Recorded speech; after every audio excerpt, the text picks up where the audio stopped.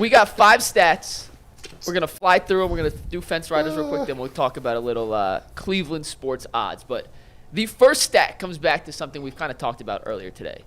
Was the offense broken because it never worked, or was there individual personnel issues? We talked about earlier in the week the number of 300-yard passers the Browns have had. In 5 of their last regular season games that weren't started by Deshaun, they threw for 300 yards. Flacco threw 4 times. Jameis did once. Driscoll did not throw for 300. Deshaun never, obviously, threw for 300 in his Browns tenure. So I went back further. 300 is a lofty number, right? What about 200 yards? So I went back since Kevin Stefanski's been the starter. Steve, you can take the graphic now.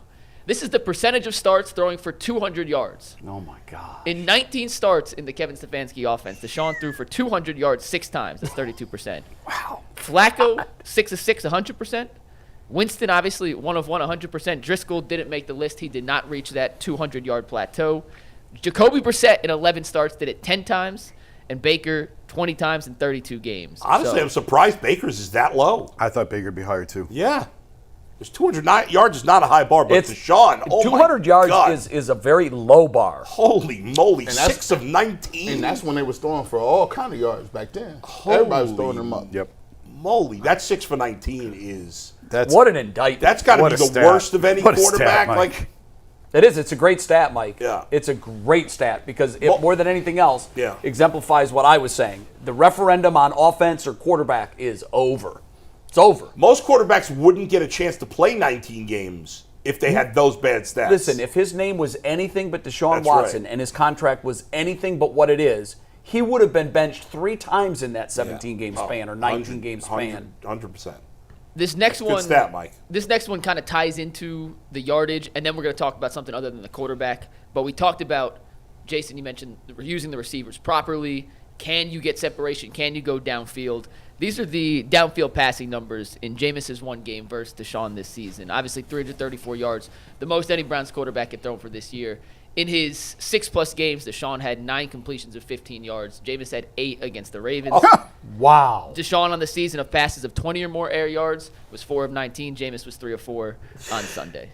Wait 3 a minute. of 5. 4 of 19 on passes 20 yards or more in the air? Yes. That's for this year? 13 were considered That's just this year, off right? target. Just this year, correct. Just this season. Hey, when you, you know, those numbers is crazy, but when you talk about, like, you know, Sean King said it yesterday on the show. He said, listen, Jameis has always just been a better thrower of the football than Deshaun Watson. That's just what it was. Like, yeah, I want to highlight Jameis's part as opposed to knocking Deshaun on that. Yeah, like, that's like, more to highlight that's just, what Jameis can bring to the table. That's just, he does. That's what he does. And by the way, you're right, he did say that. I use this opportunity to tease down to our WKYC show at 12:30. We've got a fantastic Jameis Winston breakdown by Sean King. If you're a Browns fan, you're going to want to see it. So we end at YouTube at 12:30. We flip over to WKYC. If you're out of market, you don't have it, get the WKYC Plus app. Watch that 30 minutes at 12:30 because that's where the Sean King breakdown is. It's fantastic. And Sean was hyped about the tape this week. Loved what he saw. Speaking of loving what we've seen, let's talk a little bit about Cedric Tillman. Guys, in 22 quarters with Deshaun as quarterback, Cedric Tillman had 12 targets for 6 receptions and 25 yards. No touchdowns. In 5 quarters with Winston as his quarterback, 11 targets, 9 receptions, Is that the right graphic, yards. Guys? Say it again? I don't think that's the right. I'm getting there. Don't worry. Okay, because you're giving a whole lot of numbers and none of them correspond to what I'm looking at. I'm getting to it. Don't worry. I just can't all fit it on one screen. So with Winston, 11 targets, 9 receptions, 124 yards, and 2 touchdowns in 5 quarters. Over the last 2 weeks, 15 receptions, 2nd in the NFL. 2 touchdowns, tied for 1st, 180 yards, 5th in the NFL, and he has 8 first downs, tied for 5th. He has been one of the 6 most productive receivers in football over the last 2 weeks, mainly in those 5 quarters with Jameis Winston.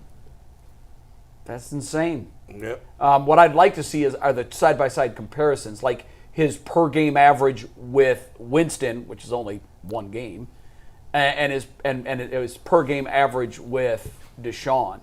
22 quarters is almost 4 games. Yeah. No, it's more than almost 4 6 games. Yeah. 4.5. 25 yards.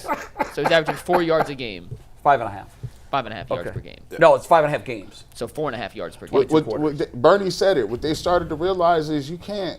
Yeah, like it's easier running routes when linebackers are having to respect the run. Like guys are sucking up on the run, and now you can run your routes and you got a little space, man. Before, you know how hard it is to just line up and shotgun and be like, yeah, we throwing the ball, nothing you can do about it.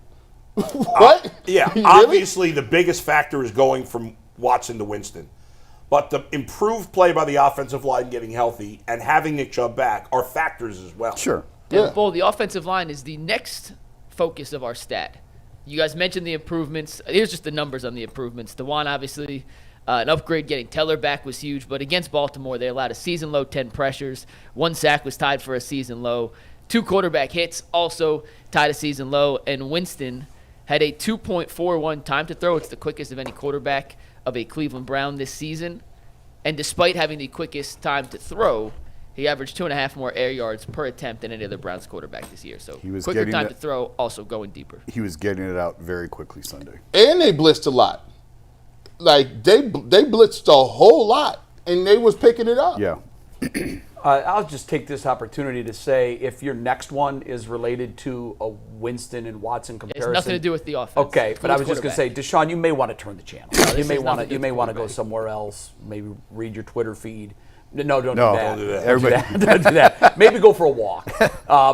He's not walking. That was bad. Yeah, you're Go right. for a roll. Go for a roll. See, this is why. This or- is what y'all be doing. Or if you're watching and you know Deshaun and you send him things like this, don't send this. We need to keep that. I away think from I him. think they've blocked half of America on his Twitter account. So You're right. Twitter's Yeah. probably Maybe he's back in Saudi Arabia where they block. Oh Lord! Oh Lord! Oh, come on! Come on, he was in Saudi Come Arabia on. where you're not allowed to be on Come the internet. Come All right, on. last stat that's worth noting. true. So last week against the Saints, the Chargers duo of offensive tackles, Joe Alt and Rashawn Slater, allowed 0 pressures. Wow. Just the second time all season, a pair of offensive tackles has not allowed a single pressure all season.